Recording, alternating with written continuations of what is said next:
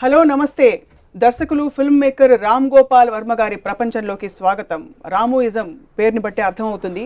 ప్రపంచంలో జరుగుతున్న అనేక సాంప్రదాయాలు లేక విషయాలు, జగమెరిగిన సత్యాలపై తన సొంత భావజాలాన్ని, తానెరిగిన అభిప్రాయాలని వ్యక్తపరిచే కార్యక్రమమే రామోయిజం. మనం మాట్లాడుతున్నది ఫిల్మ్ మేకర్ రామ్ గోపాల్ వర్మ గారి గురించి.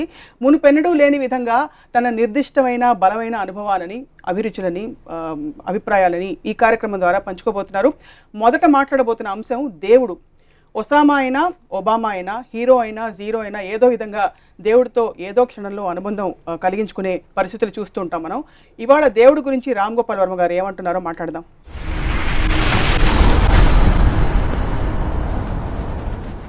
నమస్కారం. దేవుడా దేవుడా దేవుడా దేవుడా దేవుడా, ఈ డైలాగ్ మీద లేకపోతే శ్రీదేవి గారిదా ఇంకెవరిదైనా? అది యాక్చువల్గా అప్పుడు తేజ నా అసిస్టెంట్, తేజకు వచ్చిన ఐడియాతో ఏదైనా ఒక ఆపద వచ్చినప్పుడు ఏదో వచ్చినప్పుడు అలా అనుకునేది అనేది చాలామంది చేస్తారు. సో శ్రీదేవి గారు అంటే క్యూట్గా ఉంటుందని తనతో తను సజెస్ట్ చేస్తే అది నాకు నచ్చి నేను శ్రీదేవి గారికి చెప్పాను. మీరు దేవుడిని నమ్ముతారా? ఇప్పుడు దేవుడిని నమ్మకపోవడం కన్నా I think more important thing is first దేవుడిని అది డిఫైన్ చేయాలి. ఇప్పుడు దేవుడు అనేది నాకు ఎర్లియస్ట్ మెమరీస్ ఒక is responsible every physical, emotional, intellectual activity. అంటే విశ్వాన్ని క్రియేట్ చేసింది ఎవరు? దేవుడు. ప్రపంచాన్ని క్రియేట్ చేసి నన్ను క్రియేట్ చేసింది ఎవరు? దేవుడు అనే ఒక వర్డ్ తోటి మనం ఫస్ట్ స్టార్ట్ చేసాం. సో అప్పుడు దాని తర్వాత ఎందుకు క్రియేట్ చేశాడు, అవసరం ఏంటి, అసలు క్రియేట్ చేయాల్సిన అవసరం ఏంటి అనేది సెకండరీ క్వశ్చన్. సో తనే క్రియేట్ చేసినందుకు మనం ఏం చేయాలి అనేది third question.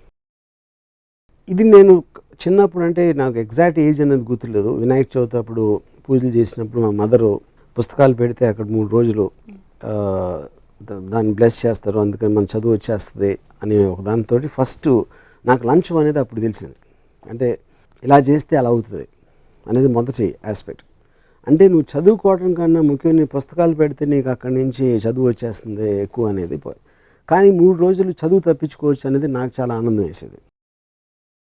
So first time I think దేవుడిని ఎలా యూజ్ చేసుకోవచ్చు, అంటే దేవుడి కన్నా పెద్దవాళ్ళు నమ్మే దేవుడిని మనం ఎలా యూజ్ చేసుకోవచ్చు అనేది ఫస్ట్ అవగాహన మదర్ నుంచి వచ్చింది నాకు. సో సెకండ్ పాయింట్ ఏంటి, నేను పర్సనల్గా దేవుడి గురించి ఆలోచించడం మొదలుపెట్టింది. ఇప్పుడు మా నాన్నమ్మ she use to right Ramayanam, Ramakoti అని తను వందల పుస్తకాలు రాశారు. భద్రాచలం దేవస్థానం లేదా గోల్డ్ మెడల్ కూడా ఇచ్చారు. ఆవిడ నాకు తెలిసినప్పటి నుంచి ఆవిడ రాయటమే చూసాను. ఏం చేయరు, పొద్దున్న లేసి రామకోటి రాయటం మొదలెడతారు రాత్రి నిద్రపోయే వరకు. And she got a paralysis in the last stages of her life.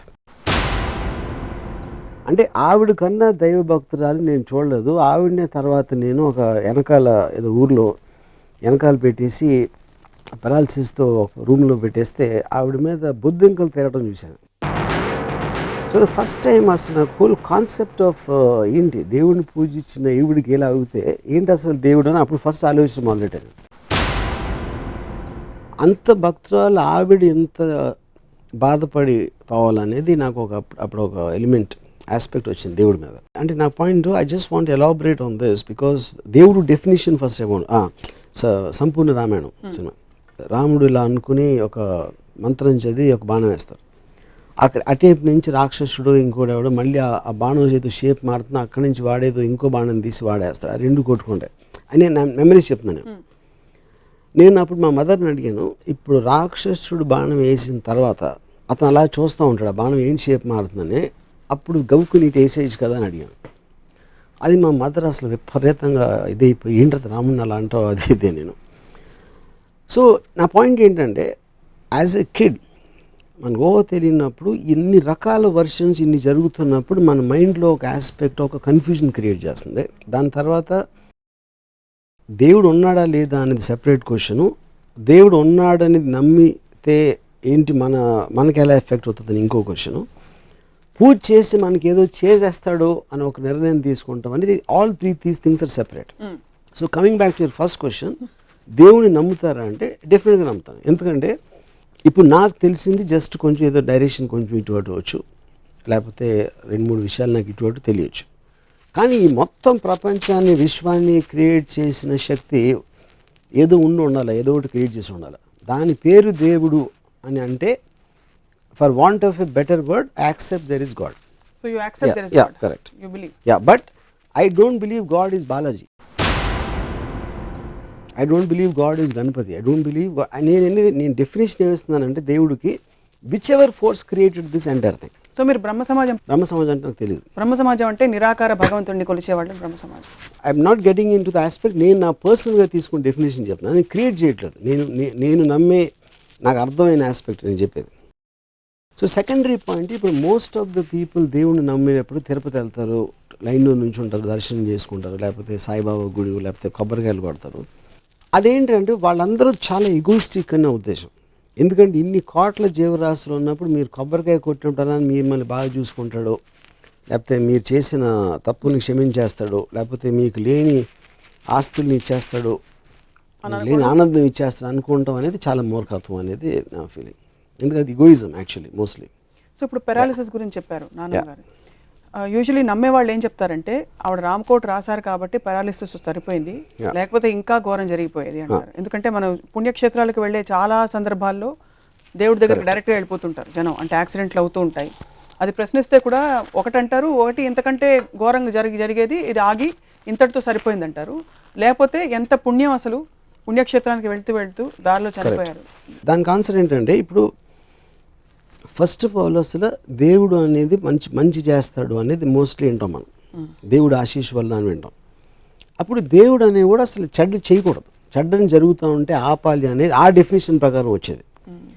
కానీ దానికి ఓన్లీ ఒక ఆర్గ్యుమెంట్ అంటే కర్మ సిద్ధాంతంలో మీరు పూర్వజన్మలో చేసిన పాపాలకి ఇప్పుడు అనుభవిస్తున్నారు.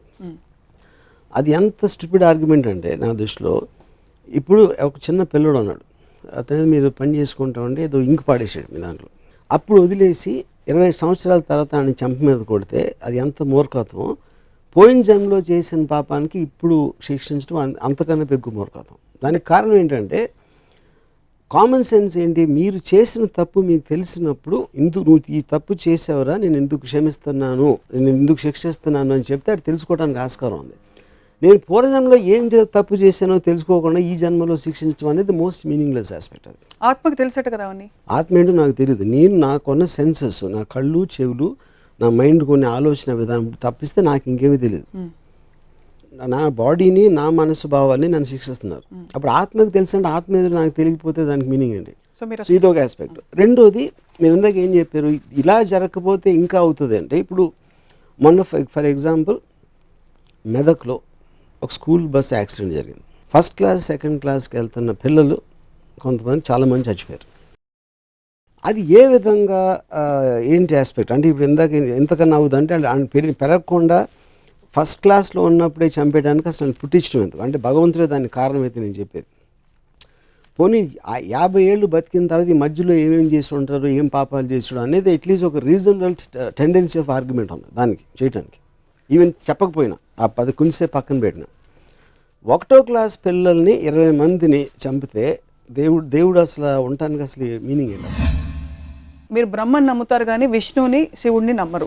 దేవుడి స్కీమ్లో నేను లేను. వర్మ గారి అభిప్రాయం దేవుడి గురించి అంటే, ఆయన ప్రపంచాన్ని సృష్టించి వదిలేశారు, ఆయన పని అయిపోయినా ఆయన మూలను కూర్చున్నారు, అంతేనా? దేవుడు మనిషిని క్రియేట్ చేశాడు నాకు తెలియదు, కానీ మనిషి మాత్రం డెఫినెట్ దేవుడిని క్రియేట్ చేశాడు. మనిషి ఎవరిని క్రియేట్ చేశాడు? బాలాజీని క్రియేట్ చేశాడు, సాయిబాబాని క్రియేట్ చేశాడు, గణపతిని క్రియేట్ చేశాడు.